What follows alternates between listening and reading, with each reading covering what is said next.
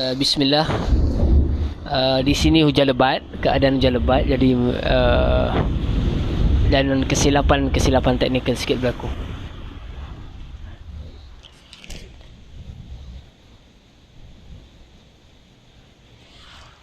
Bismillah. Baik, insya-Allah taala dalam pertemuan kita ini, sebelum kita masuk kepada sambungan kisah tadabbur kita daripada surah Maryam, suka untuk saya bawakan dulu sedikit sebanyak tentang suatu perkara yang penting dalam perbincangan kita di dalam bulan Ramadan ini. Dengar tak bunyi guruh? Dengar ya? Sebab kat luar bunyi guruh. Petir. Clear tak? Clear tak? Yang tadi habis. Tadi off, live baru. Okey.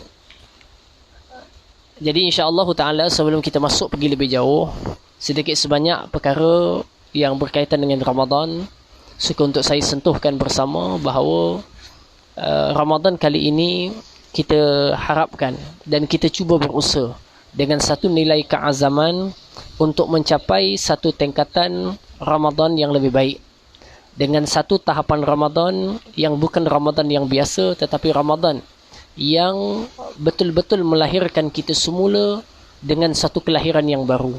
Kata Profesor Dr. Muhammad Said Hawa di Jordan, beliau menyatakan Ramadan merupakan bulan kelahiran semula umat Islam. Kenapa umat Islam dilahirkan semula pada bulan Ramadan?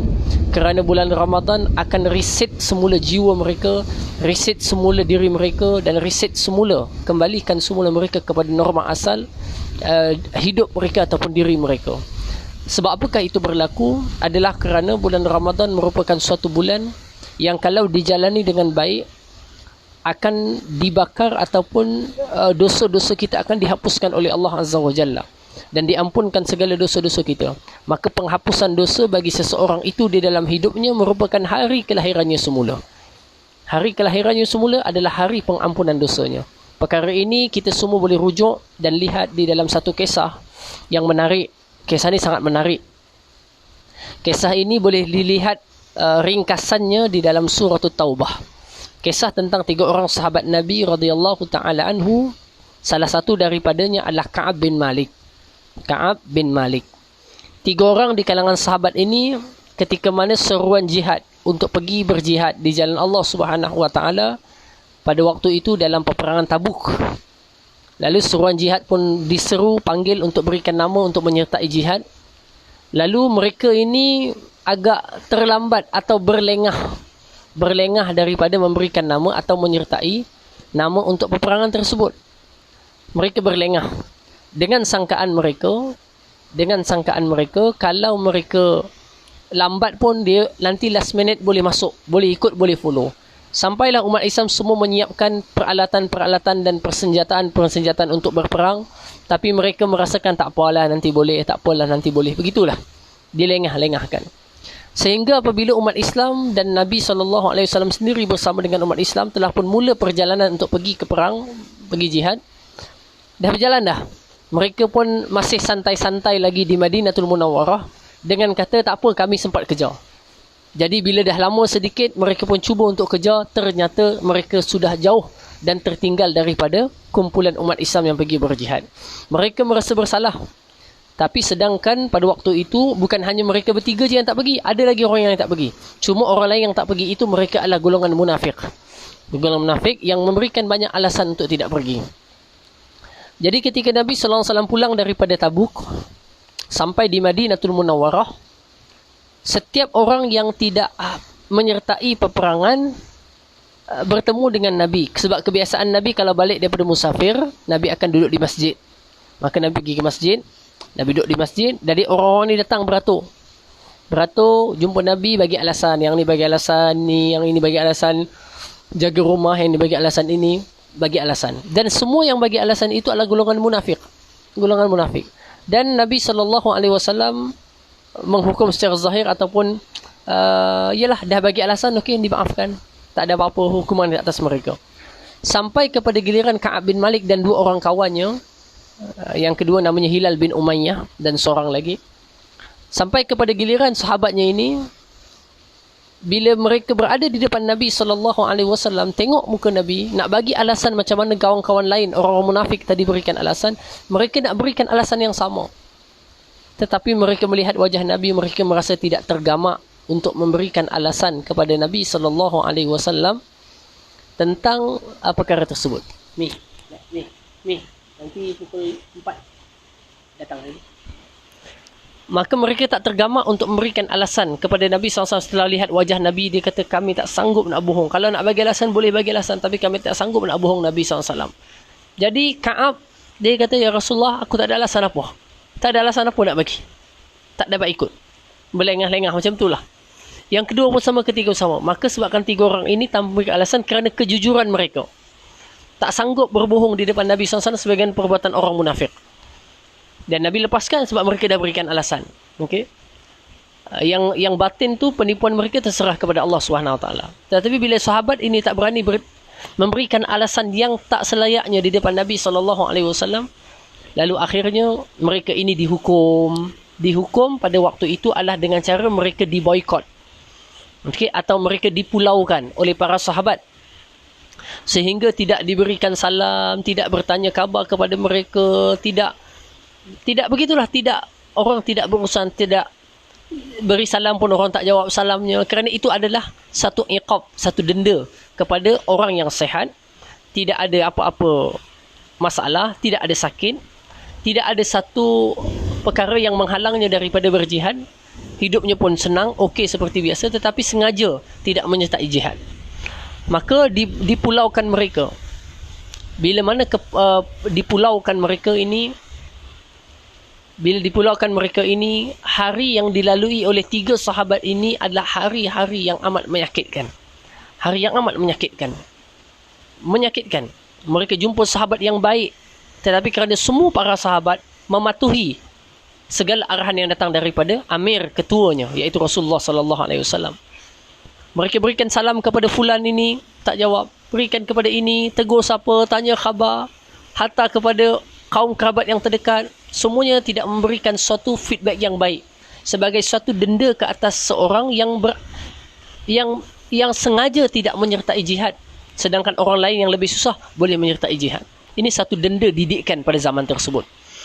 Sehinggalah berlalu hari demi hari, tekanan demi tekanan, sampaikan Al-Quran menyebutkan dalam surah At-Taubah, hatta dhaqat alaihimul hardu bima rahubat, sampaikan jiwa mereka merasa sempit sangat kerana tekanan tadi. Tekanan sahabat yang dikasihi tidak lagi bertegur sapa dengan mereka. Yang lebih mereka rasa pedih ketika mana solat, memberikan salam. Biasanya Nabi akan paling ke belakang lepas salam dan lihat makmum para sahabat. Bila Nabi melihat begitu, Ka'ab sembahyang di saf depan tu, dia merasakan jap lagi Nabi akan pandang wajah aku nak senyum macam tu. Ternyata Nabi berhenti, maknanya tak terus paling sampai ke wajahnya. Pada waktu tu dia merasa sangat hiba dan sedih. Okay?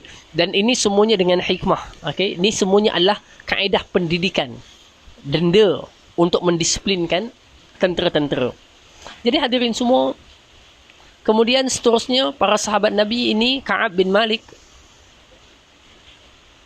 sampaikan musuh daripada negara luar memberikan satu surat tawaran. Kalau mereka nak bersekongkol dengan musuh dengan diberikan tawaran sekian dan sekian dan sekian, Ka'ab balik ambil dalam keadaan tekanan, para sahabat tak melayannya dan sebagainya, dia buang surat tadi. Dia kata, walaupun aku didenda seperti ini, aku tidak akan mengkhianati umat Islam dan para sahabat. Inilah keteguhan para sahabat Nabi radhiyallahu taala anhum wa ardahum. Itu yang pertama. Yang kedua, setelah tempoh berlalu begitu lama, sehari itu dirasakan amat lama oleh Ka'ab dan kawan-kawannya. Sampailah berlalu 5 hari yang ke-50. Bila turun hari yang ke-50 sampai hari yang ke-50, barulah turun ayat pada menyatakan keampunan kepada Ka'ab ibn Malik radhiyallahu taala. Keampunan kepada Ka'ab bin Malik. Keampunan untuk Ka'ab bin Malik radhiyallahu taala anhu daripada kesalahan tersebut. Bila turun ayat itu, sahabat yang dengar ayat itu lari pergi ke rumah Ka'ab. Pergi ke rumah Ka'ab. Pada waktu subuh, Ka'ab, Allah Ta'ala telah ampunkan dosa kamu. Ayat Quran turun kepada kamu. Ka'ab begitu gembira tak terkata. Dia pinjam baju sahabatnya yang mahal, yang cantik, semata-mata nak bertemu dengan Nabi, nak mengesahkan ayat telah turun tentang keampunan kepadanya. Bila pergi kepada Nabi SAW, lalu dibacakan atau didengar dan dibenarkan tentang ayat yang turun pada memberikan keampunan kepada Ka'ab dan kawan-kawannya ini. Lalu Nabi kata, abshir bi khairin yaumin marrat alaika mundu waladatka ummuk. Atau kama qala sallallahu alaihi wasallam, bergembiralah wahai Ka'ab dengan satu hari yang paling baik sejak engkau dilahirkan oleh ibumu.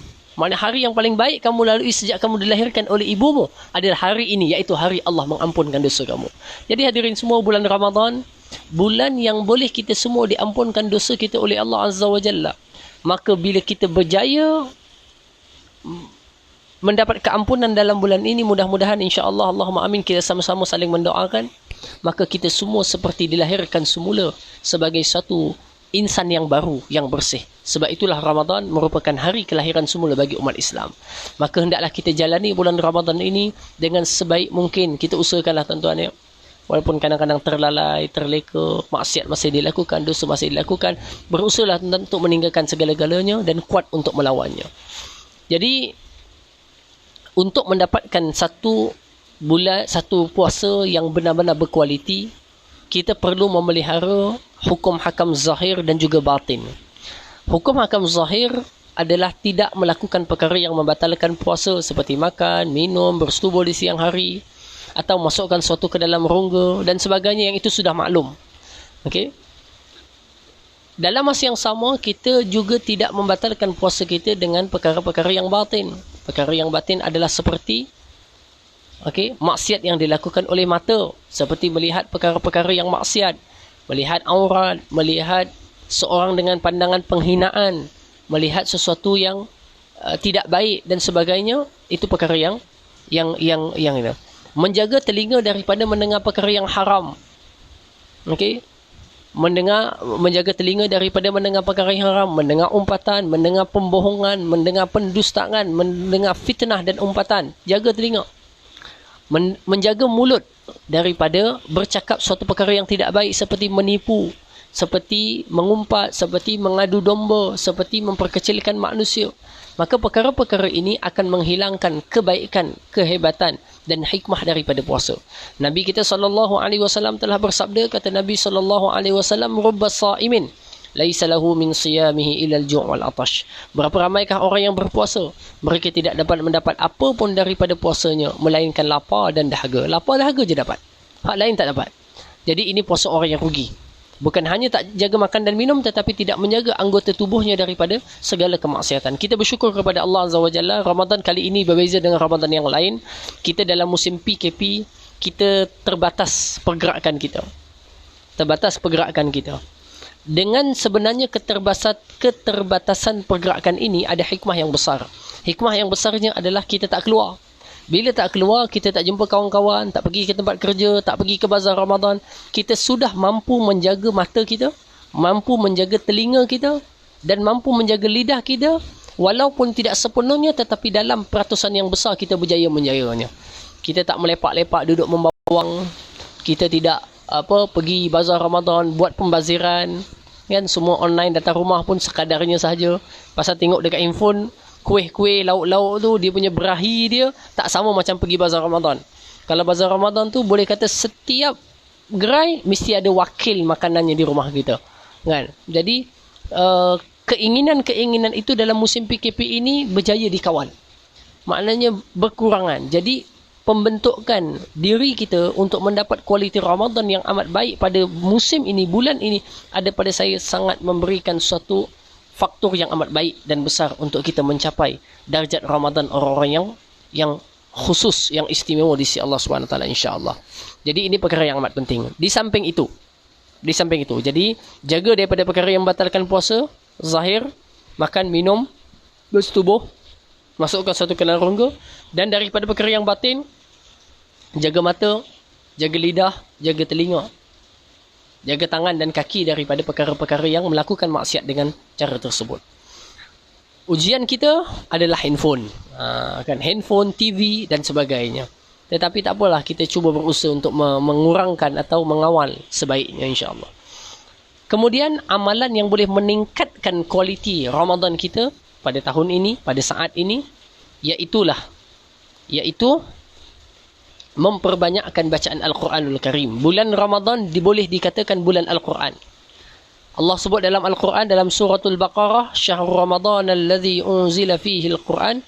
Bulan Ramadan adalah bulan yang diturunkan padanya akan Al-Quran. Memberikan isyarat simbolik besar daripada Ramadan adalah Al-Quran. Okey, Ramadan Al-Quran. Nabi kita SAW sendiri bertadarus dengan malaikat Jibril pada setiap bulan Ramadan. Setiap bulan Ramadan menunjukkan Ramadan bulan Al-Quran. Disebabkan itulah para salafus salih di kalangan para ulama memberikan suatu penekanan khusus terhadap Al-Quran dalam bulan Ramadan. Sebagaimana yang dilakukan oleh Al-Imam Asy-Syafi'i rahimahullahu ta'ala, Muhammad ibn Idris Asy-Syafi'i. Beliau mengkhatamkan 60 kali khatam Al-Quran dalam bulan Ramadan. Dalam bulan Ramadan 60 kali khatam Al-Quran. Al-Imam Malik ibn Anas menghentikan segala pengajian-pengajian hadis semata-mata untuk menumpukan kepada pembacaan Al-Quran Al-Karim. Menumpukan kepada pembacaan Al-Quran Al-Karim. Begitulah yang dilakukan juga oleh Al-Imam Al-Bukhari rahimahullahu ta'ala. Dalam masa 3 hari beliau mengkhatamkan sekali Al-Quran. Minta maaf, dalam masa 3 hari beliau mengkhatamkan 4 kali Al-Quran. 3 hari, 4 kali khatam Al-Quran.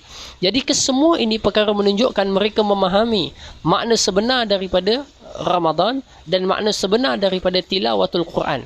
Yang mana Ramadan dan Al-Quran adalah sangat signifikan dan sangat rapat hubung kait antara keduanya. Satu. Yang kedua, memperbanyakkan sedekah. Disebutkan di dalam hadis, Al-Imam An-Nawawi rahimahullahu ta'ala menyebutkan di dalam kitabnya Riyadhus Salihin. Hadis daripada Nabi SAW, sahabat menceritakan, adalah Nabi itu ajwadan nas. Orang yang amat-amat pemurah. Dan kepemurahan Nabi itu bertingkat-tingkat. Kepemurahannya naik mendadak. Ketika mana bulan Ramadan itu sampai, ketika Jibril bersama dengan Nabi SAW. Jadi pada bulan Ramadan kita kena tingkatkan sifat kepemurahan, beri, bagi, khususnya pada bagi makan kepada orang. NGO-NGO yang bergerak tolong orang, bantu orang, kita ikhlaskan niat kita, kita bantu orang, berikan sesuatu kepada orang. Masya Allah. Pada waktu ini ramai peniaga-peniaga kecil yang penjual goreng pisang, penjual martabak, penjual air tebu, penjual sate tak dapat berniaga di tepi-tepi jalan. Kios-kios yang kecil tak dapat berniaga seperti biasa. Guru-guru di sekolah-sekolah swasta seperti di tadika-tadika tidak dapat beroperasi. Yuran tak dibayar. Jadi guru tak memiliki gaji. Jadi orang-orang seperti ini memiliki kekurangan-kekurangan, maka kita datang berikan makanan kepada mereka, berikan jamuan berbuka puasa kepada mereka. Mungkin kita boleh fikirkan satu cara, sebagai contoh kita masak banyak-banyak, letak depan rumah. Kan? Lepas tu letak, sila ambil satu, sila ambil satu. Jadi orang dapat makan dengan makanan kita. Kemungkinan mereka di kalangan orang yang susah dan sebagainya. Jadi perbuatan memberikan makan kepada orang dalam bulan Ramadan, kepemurahan ini amat-amat digalakkan oleh Islam. Ini akan meningkatkan kualiti Ramadan kita. Meningkatkan kualiti. Dan Nabi pula memberikan berita gembira kepada orang yang berikan makan kepada orang yang berbuka puasa. Iaitu, siapa yang memberikan makan buka puasa kepada seorang, maka orang yang berikan makan akan mendapat pahala penuh orang yang makan daripada buka puasa itu. Sedangkan orang yang berpuasa itu tak akan dikurangkan pahalanya. Maknanya markah dia ditambahkan seperti kita dapat juga markah tersebut. Markah puasa tersebut. Jadi ini satu keuntungan. Jadi siapa-siapa yang nak taja buka puasa saya untuk setiap hari, kalau ada 30 orang pelajar, ada 20 orang pelajar, setiap hari boleh taja sehari, Pizza Hut, yang kedua KFC, yang ketiga apa-apa, boleh PM nanti insya-Allah. Baik. Itu yang seterusnya. Muslimin, muslimat yang dikasihi sekalian. Kemudian yang ketiganya, amalan yang perlu diperbanyakkan dalam bulan Ramadan, Al-Quran. Kemudian bersedekah, dan yang ketiganya adalah qiyam. Qiyam ini yang paling lebih signifikan atau yang lebih terfokus adalah pada waktu sahur. Pada waktu sahur. Iaitu pada waktu sahur, pada hujung malam itu kita ambil waktu tersebut untuk memperbanyakkan istighfar. Kerana apa? Kerana dalam bulan Ramadan memang ada satu golongan yang akan dilistkan oleh Allah di kalangan orang yang dimerdekakan daripada api neraka Allah Subhanahu wa taala. Dimerdekakan, mereka tak masuk neraka. Dan semua nama-nama ini akan dicatat di list dalam bulan Ramadan. Maka mudah-mudahan kalau kita bangun, kita doa, Allahumma anta rabbi la ilaha illa anta khalaqtani wa ana abduka wa ana ala ahdika wa wa'dika mastata'tu a'udzu bika min syarri ma sana'tu abu'u laka bi ni'matika alayya wa abu'u bi dhanbi faghfirli fa innahu la yaghfiru dhunuba illa anta. Iaitu doa daripada Sayyidul Istighfar, penghulu bagi segala istighfar. Kan yang kita belajar, kita baca dengan banyak dan doa. Kemudian ketika nak berbuka, kita juga mohon keampunan kepada Allah dan digalakkan, disunatkan untuk kita baca. Perbanyakkan baca. Asyhadu an la ilaha illallah astaghfirullah as'alukal jannata wa a'udzu bika minan nar. Asyhadu an la ilaha illallah astaghfirullah as'alukal jannata wa a'udzu bika minan nar. Asyhadu an la ilaha illallah astaghfirullah as'alukal jannata wa a'udzu bika minan nar. Kalau bukan musim PKP, saya di sini di pusat pengajian saya, kita buat, alhamdulillah, kita buat buka puasa pada setiap hari Jumaat. Alhamdulillah. Jadi kita hidupkan benda-benda ni semua. Sebelum 15 minit, 10 minit sebelum kita buka puasa, kita akan baca zikir ni ramai-ramai. Asyhadu an la ilaha illallah astaghfirullah as'alukal jannata wa a'udzu bika minan nar. Kemudian setelah berbuka puasa, kita baca doa yang disunahkan oleh Nabi. Allahumma laka sumtu wa bika amantu wa ala rizqa aftartu dhahaba adh-dhama wa batallatil uruq wa thabatal ajru insyaallah. Alhamdulillahilladzi a'anani fasumtu wa razaqani fa aftartu. Ini semua amalan-amalan yang insya-Allah meningkatkan kualiti puasa kita. Baik, muslimin, muslimat, pendengar, penonton yang dikasihi sekalian, kita akan masuk slot tadabbur kita pada waktu ini insya-Allah taala. Boleh sama-sama buka semula kitab suci Al-Quranul Karim. Kita akan sama-sama sambung kepada topik perbicaraan kita pada waktu ini insya-Allah taala.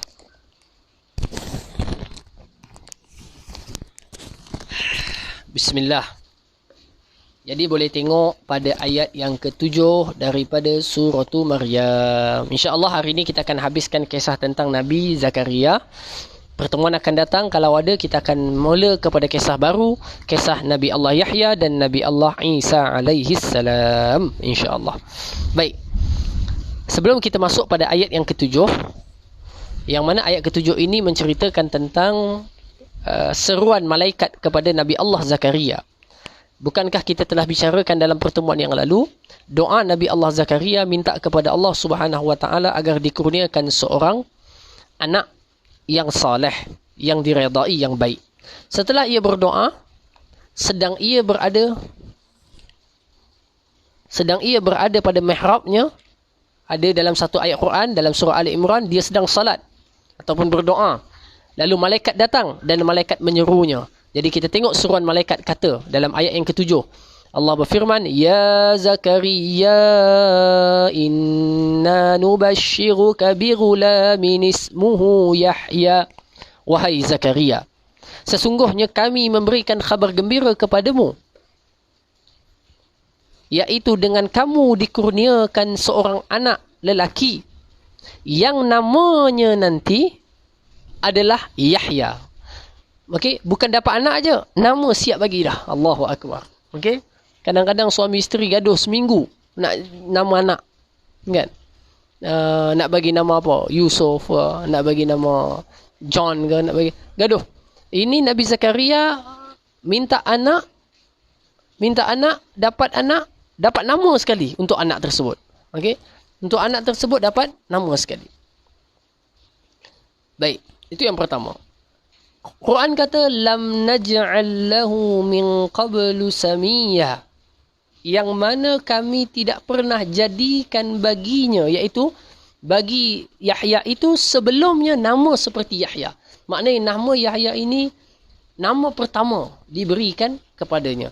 Ada yang disebut kenapa dinamakan Yahya, kerana Yahya berasal daripada perkataan hayy, artinya hidup. Maksudnya ikutkan sebab untuk peroleh anak tak ada dah, mati dah. Tetapi Allah menghidupkan daripada sumber yang tak boleh keluarnya anak. iaitu isteri Nabi Zakaria yang telah mandul, Nabi Zakaria yang telah tua, tidak ada kemampuan dan kekuatan, tetapi Allah Ta'ala izinkan mereka berdua mendapat anak, maka anak itu Yahya adalah hidup. Ada yang menyatakan Yahya dengan makna hidup, artinya lah dia yang akan menghidupkan warisan tinggalan daripada kenabian Nabi Allah Zakaria untuk dibawa kepada manusia sebagai seorang Nabi yang mewarisal Allah Azza wa Jalla. Itu ayat yang ke-7. Okey, jadi di sini pentingnya juga yang dinamakan sebagai pemilihan nama. Pemilihan nama. Jadi nama ini penting. Sampaikan Yahya namanya telah pun diberikan oleh Allah Azza wa Jalla. Maka dengan itu kita semua, kalau memanggil seseorang atau nak memberikan nama seseorang, berikanlah nama yang memberikan satu makna yang baik. Atau panggilan yang baik. Ataupun kalau tak pun, tidak ada makna yang buruk. Maknanya kalau tak ada makna yang baik pun, dia tidak membawa makna yang buruk. Okey, tak membawa makna yang buruk. Maknanya dia tak ada makna pun. Tak ada makna tu lebih baik daripada makna yang buruk. Begitu. Minta maaf sebut. Saya rasa ramai juga pendengar ataupun kawan-kawan pendengar yang ada nama macam ni. Okey.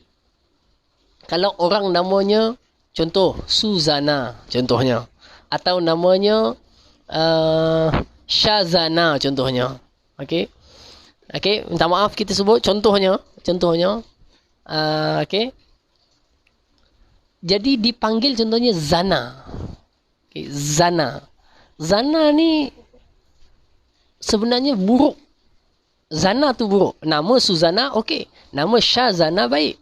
Tetapi nama panggilan orang panggil Zana. Zana. Puan Zana. Buruk. Kenapa buruk? Kerana Zana ini, Zana ni dalam bahasa Arab artinya yang telah berzina. Minta maaf kita sebut. Yang telah berzina. Zana. Zana yazni. Zina. Kan? Zana. Zai, non ya, zana. Okey. Jadi kalau orang namanya Suzana, panggil Su. Panggil Shazana, panggil Shaza. Contohnya begitu.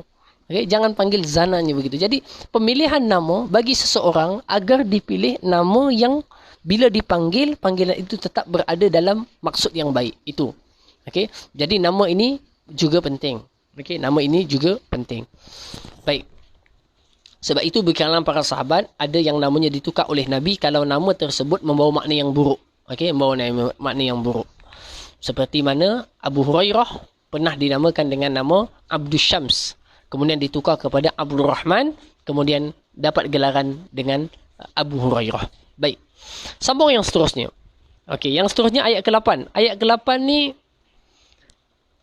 bila Nabi Zakaria dia dah tengah sembahyang tadi kat mihrab tadi duduk beribadah, datang satu suara malaikat, wahai Zakaria, Allah bagi kamu satu anak yang namanya nanti Yahya. Terkejut dia, lalu dia pun kata, berdoa, qala rabbi anna yakunu li ghulamun wa kanat imraati aqira wa qad balaghtu minal kibari intiya. Ya Allah, bagaimana aku boleh dapat anak? Tapi dia doa minta anak. Tapi dia macam jadi, ya Allah, betulkah aku dapat anak? Jadi macam mana aku boleh nak dapat anak? Maknanya, berita tu datang, kamu akan dapat anak. Macam mana aku nak dapat anak?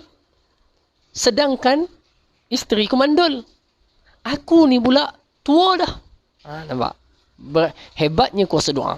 Okay, aku ni tua dah.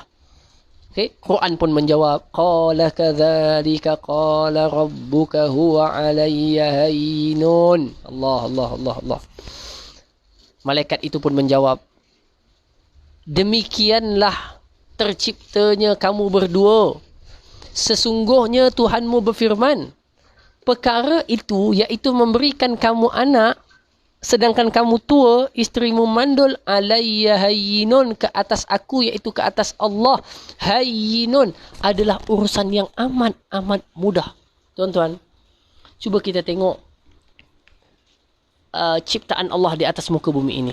Ikan sahaja, Masya Allah, ratusan jenisnya. Allah hidupkan pokok, Allah hidupkan binatang, hidupkan haiwan, yang kecil, yang besar, gajah, buaya, ciptaan yang pelik-pelik dalam air, pada tumbuhan dan sebagainya. Kita tengok pelik-pelik ciptaan Allah. Buah-buahan yang pelik, buah kelapa keras, dalamnya ada air. Kan? Buah durian tajam, dalamnya lembut, isinya. Begitu. Jadi unik dan pelik. Ciptaan itu alam ini sendiri. Besar kekuasaan Allah Azza wa Jalla. Jadi sekadar untuk menciptakan benih ataupun mensenyawakan benih dalam alayya hayyinun adalah mudah bagi Allah Subhanahu wa taala. Wa qad khalaqtuka min qablu wa lam taku syai'a. Maka Quran datangkan, Allah Taala sebut datangkan supaya manusia berfikir. Aku telah menciptakan engkau wahai Zakaria sebelum engkau ada. Sedangkan engkau tak ada. Maknanya sebelum engkau ada, engkau tak ada, aku boleh ciptakan engkau. Menciptakan seorang anak daripada dua alat yang telah ada, laki dan perempuan, suami isteri, untuk jadikan wujud, itu lebih mudah. Ataupun Allah Ta'ala telah menciptakan Nabi Adam daripada tak ada kepada ada. Sekadar untuk menciptakan satu benih dengan alat yang dua-dua dah ada dah. Alat lelaki ada, alat perempuan ada. Okey, untuk wujudkannya sahaja mudah. Faqala huwa alayya hayyinun wa qad khalaqtuka min qablu wa lam taku syai'a. Dulunya kamu tak ada, kamu dia ada. Baik. Tuan-tuan, manusia. Tapi seorang Nabi dan Rasul yang mulia. Biasa tuan-tuan. Ini benda biasa. Iaitu dia nakkan ketenangan. Ketenangan apa? Dia nakkan ketenangan. Dia nakkan jawapan bahawa ini benar-benar datang daripada Allah. Bukan dia takut tuan-tuan. Terkadang orang-orang alim, orang soleh ni kadang-kadang dipermainkan oleh syaitan. Okay? Tapi para Nabi maksum dipelihara oleh Allah. Cuma dikatakan dalam tafsir, Nabi Zakaria nak memastikan bahawa suara yang berikan berita dia dapat anak tadi benar-benar daripada Allah, bukan daripada syaitan. Okay? Lalu dia pun kata, qala rabbi ja'alni ayah. Ya Allah, bagilah tunjuk tanda kalau betul yang bagi tahu ni daripadamu, ya Allah. Berikan aku tanda yang tanda tu jadi kat diri aku. Aku nampak tanda tu dan tanda tu betul daripadamu. Maknanya berita ni daripadamu, bukan daripada syaitan, bukan bisikan apa dan apa. Okay? Bukan bisikan apa dan apa. Jadi betul-betul datang daripada Allah Azza wa Jalla. Jadi qala rabbi ja'alni ayah, tunjukkan tanda. Tuan-tuan, ini bukan menunjukkan para nabi tak yakin, tak. Tak yakin, tetapi mereka nak menenangkan diri mereka. Okey, tuan-tuan boleh tengok di dalam surah Al-Imran kisah tentang Nabi Allah Ibrahim alaihi salam ketika mana dia nak tahu bagaimana Allah menghidupkan sesuatu yang mati. Okey, sesuatu yang mati. Lalu dia pun kata kepada Allah Azza wa Jalla, qala rabbi arini kaifa tuhyil mauta qala awalam tu'min qala bala walakin liyatma'inna qalbi. Dia kata, ya Allah, tunjukkanlah kepada aku macam mana cara engkau menghidupkan orang yang mati. Dibalas kepada Nabi Allah Ibrahim, tak beriman ke, tak percaya ke? Tak percaya. Walakin liyatma'inna qalbi, cuma nak tenangkan hati saja. Nak tenangkan hati saja. Okey. Contoh tuan-tuan, saya tak sihat tuan-tuan, semalam 3 hari dah. Demam, badan sakit-sakit kan. Tua dah agak kan. Jadi bagi tahu kat orang tanya apa khabar Ustaz, saya tak sihat sangat. Ya. Dia kata, betul ke Ustaz tak sihat ni? Pergilah jumpa doktor, contohnya. Kan? Pergilah jumpa doktor. Contohnya saya kata, tak apalah. Dia kata, dah sihat ni. Betul ke Ustaz dah sihat? Bagi bukti dah sihat. Dia kata, tak percaya kat saya ke? Saya pernah bohong makcik ke? Contohnya. Ustaz memang tak pernah bohong saya, tapi saya nak tenangkan diri saya nak tahu betul-betul Ustaz dah sihat. Bagi bukti Ustaz dah sihat. Buktinya, saya dah jumpa doktor. Ni suratnya jumpa doktor. Begitu. Maknanya, bukan dia tak percaya. Dia percaya. Bukan Nabi Ibrahim tak percaya Allah boleh menghidupkan yang mati. Tetapi dia nak tenangkan jiwanya. Ini pernah berlaku tuan-tuan kepada guru saya juga. Ketika dia menuntut satu ilmu dengan seseorang. Satu ketika dia ada keraguan. Dia kata, betul ke mengaji dengan orang ni? Menuntut ilmu dengan orang ni, ilmunya tinggi. Perbincangan ilmu tinggi. Kan? Bukan macam kita biasa-biasa, tak. Tinggi punya tahap. Kan? Tak boleh saya nak ceritakan sekarang. Jadi satu ketika dia pergi ke satu tempat. Dia jalan lah, bukan pergi tempat. Dia jalan tu, dia ada kolam kat situ. Dia pun sambil termenung, dia fikirkan, aku ni belajar ilmu ni pelik sungguh ni, betul ke tidak ni? Okay, jadi dia pun kata, dia doa kepada Allah. Kat situ tu, dia kata, ya Allah, kalau benarlah ilmu yang aku pelajari daripada guru tersebut betul, tunjukkanlah bahawa ikan ini melompat. Serta-merta ikan tu melompat dekat kolam tu. Dia kata dia sendiri nampak. Jadi dia pun yakin dan dia terus belajar ilmu tersebut. Jadi itu contohnya. Okey, contohnya meminta tanda daripada Allah bahawa ini benar-benar daripada Allah. Qala rabbi ij'al li ayah, ya Allah berikanlah tunjuk kepadaku akan ayah, tanda-tanda. Qala ayatuka alla tukalliman nasa thalatha layalin sawiyya. Tandanya yang akan berlaku kepadamu wahai Zakaria, apa dia? Iaitu kamu tidak akan dapat bercakap dengan orang ramai. Okey, selama 3 malam. Okey, selama 3 malam ataupun 3 hari lah. Okey, 3 malam kamu tak boleh nak cakap dengan orang. Tak keluar. Macam tu je. Tapi tak keluar. Suaranya tak ada. Jadi kalau itu berlaku, yakinlah bahawa berita yang sampai daripada Allah dan kamu akan dapat seorang anak. Begitu. Masya Allah. Tuan-tuan, luar biasa. Jadi kalau kita nak cuba minta dengan sesuatu dengan tanda, tak ada masalah. Tuan-tuan boleh minta. Mudah-mudahan Allah Ta'ala kabulkan. Okey. Qala ayatuka alla tukalliman nasa thalatha layalin sawiyya. 3 hari. Dan ternyata Nabi Allah Zakaria mendapati dia tidak dapat berkata-kata. Sedangkan dia seorang Nabi. Baik, ini satu perbahasan penting. Bolehkah seorang Nabi tak boleh bercakap? Itu soalan penting. Bolehkah seorang Nabi tak boleh bercakap? Jawapannya tak boleh. Tak boleh. Kerana sifat Nabi dan Rasul itu menyampaikan. Macam mana seorang Nabi yang bisu tak boleh menyampaikan? Sedangkan dia menjadi Rasul dan Nabi. Tak boleh, tak boleh. Okay. Sifat Nabi dan Rasul mesti menyampaikan dan sifat penyampaian itu mesti bercakap. Atau yang seangkatan dengannya. Kalau Nabi itu bisu, dia bukan sifat seorang Nabi. Okey. Baik, dalam kisah ini Nabi Zakaria tidak bercakap 3 hari sebagai satu bukti dan ia tidak merosakkan sifat dirinya yang asal, iaitu bercakap. Tak. Okey. Dia cuma tak dapat bercakap 3 hari sebagai satu tanda kabulnya permintaannya. Tetapi tidak merosakkan sifat kenabiannya, iaitu boleh menyampaikan. Hanya 3 hari saja. Okey. Fa kharaja ala qaumihi minal mihrabi fa auha ilaihim. Maka dia akan keluar daripada mihrab, tempat dia beribadah. Ini dalil menunjukkan kepada kita perlunya kita untuk memiliki suatu tempat ibadah yang tersendiri dalam kita beribadah kepada Allah Azza wa Jalla. Fa kharaja ala qaumihi minal mihrabi fa auha ilaihim. Lalu dia berikan isyarat. Maknanya apa? Nabi Allah Zakaria bertemu kaumnya, dia tetap berdakwah, tetap suruh ingat Allah dengan cara menggunakan isyarat. Ada yang mengatakan dengan bibir. Bibir, sebut. Ada yang menyatakan dengan isyarat tangan. Subhanallah. Rupa-rupanya, wallahu alam, yang kita tengok dekat TV1 tu, bila contoh Perdana Menteri bagi ucapan, dekat bawah kecil tu, ada orang buat isyarat. Subhanallah, rupanya kalau ikut tafsir, sebahagian tafsir menyebutkan dengan menggunakan tangan, rupanya isyarat menggantikan cakap itu telah pun ada pada zaman Nabi Allah Zakaria. Ataupun mungkin pelopor kepada isyarat itu adalah Nabi Zakaria, wallahu alam, kita tak tahu. Tapi isyarat itu telah disebutkan dalam Al-Quran.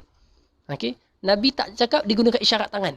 Sehingga kaumnya faham, oh, Nabi suruh bertasbih, berzikir kepada Allah Subhanahu wa taala, ansabbihu bukratan wa ashiya, supaya kaumnya ini bertasbih kepada Allah pagi dan juga petang. Inilah dalil yang besar kepada kita semua dalam menunjukkan satu perkara penting, iaitu bertasbih kepada Allah adalah suatu amalan mulia yang sangat disukai Allah pagi dan petang.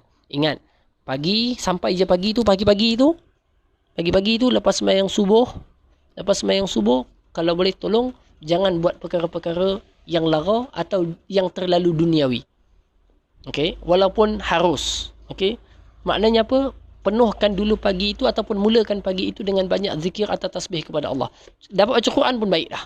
Okey, lepas tu ucap subhanallah bihamdi subhanallah, subhanallah walhamdulillah wala ilaha illallah, subhanallah wa bihamdi subhanallahil azim, subhanallah bihamdi. Sikit pun tak apa, yang penting kita pagi bertasbih. Ayat Quran, sabbihu bukratan wa asiyah. Dan petang nanti ataupun malam, nak maghrib atau maghrib ke isyak tu, tolong saya pesan kepada semua suri-suri rumah yang ada, ketua-ketua rumah yang ada, maghrib ke isyak, kalau boleh kita disiplinkan keluarga kita, jangan ada apa-apa aktiviti-aktiviti lain seperti tengok TV, main handphone, apa-apa dah apa. Maghrib, isyak peruntukkan betul-betul untuk kerohanian. Waktu lain siang, malam nanti dah banyak nak buka handphone ke, nak tengok video Netflix ke, nak tengok filem daulat ke, nak tengok apa-apalah kan. Tapi kalau boleh jangan tengoklah bulan Ramadan ni. Bukan Ramadan je, tak payah Ramadan pun jangan tengoklah, kan. Melainkan dah darurat, tapi tak darurat pun rasanya.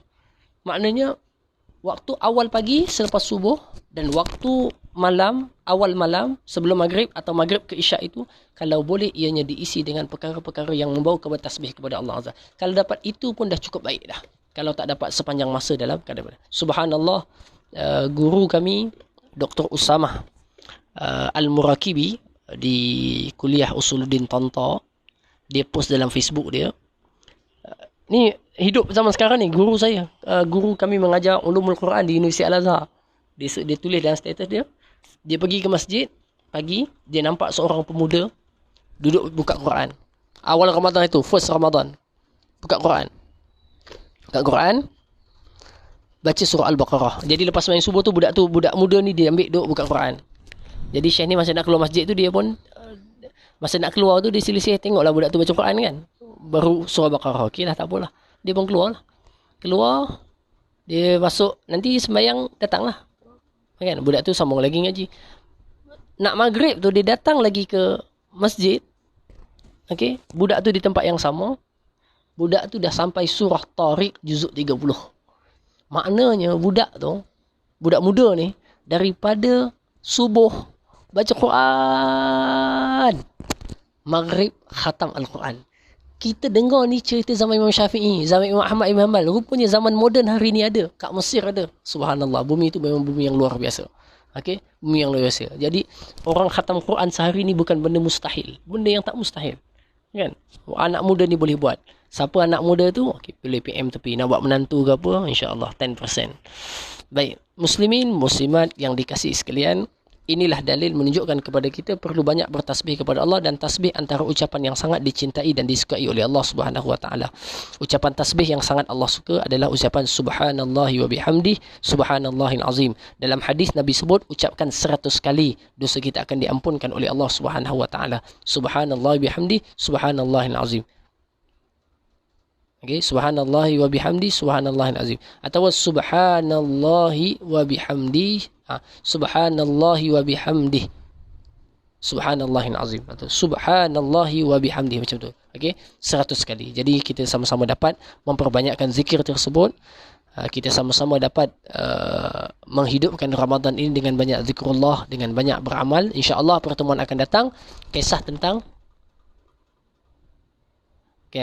tentang anak Nabi Zakaria, iaitu pentingnya, yang ini penting, iaitu kisah tentang berpegang teguh dengan kitab Allah. Yang keduanya, berbuat baik kepada ibu ayah.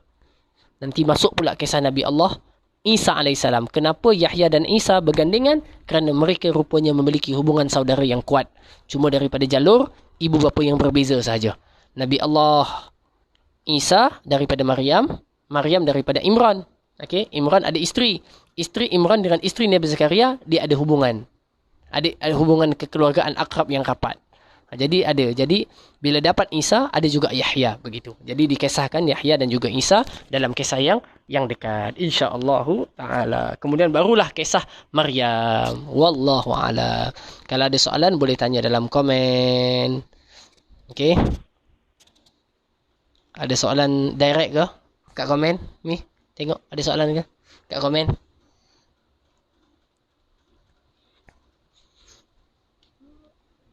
Tak ada ya? Okey, doakan kesihatan saya. Masih sakit perut lagi ni. Mudah-mudahan Allah Ta'ala ampunkan dosa-dosanya dengan sakit yang ada. Dan siapa-siapa yang bangun malam qiyamul lail, doakan keampunan kepada Allah, dibebaskan neraka. Jangan lupa titipkan juga doa untuk saya agar kita semua dibebaskan oleh Allah daripada neraka Allah Subhanahu Wa Taala, dan kita semua berada sentiasa dalam jalan istiqamah, dalam jalan kebaikan, dalam kumpulan orang yang saleh insya-Allah taala. Jadi aku qauli hadza wa astaghfirullahal azim li wa lakum. Wassalamualaikum warahmatullahi wabarakatuh. Subhanakallah wa bihamdika asyhadu an